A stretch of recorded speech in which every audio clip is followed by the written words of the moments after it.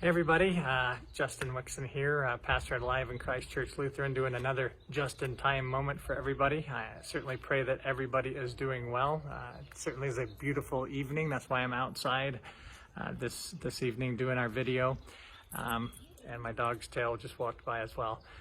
Last week we talked about the hills and the difficulties in life and how we are to look at those and what can we grow on. Well, I read something in a book this past week that I thought was very good and related really well to that same idea, and talked about how a speck of sand can be in your eye, and if a speck of sand is in your eye, it can get irritated. And if you don't deal with it soon enough, that certainly could turn into an infection and perhaps even a loss of vision.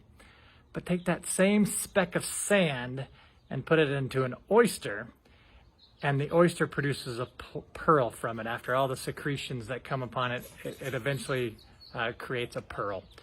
And so the point that's being made is, well, you can let the irritations that you have in life, or that irritations perhaps with a spouse, irritations with a job, irritations with just a family member, a friend, whatever it may be, those irritations in life, you can either allow it to turn into an infection or you can allow it to turn into a pearl. How are you going to let that affect you? Are you going to grow from it and learn, or are you going to, well, fight and fight back with it and really not get anywhere? And it reminds me of Romans chapter 5, and the wind's blowing, so it blew my page, and I'm getting a kiss from my dog. Thanks, buddy, I appreciate it.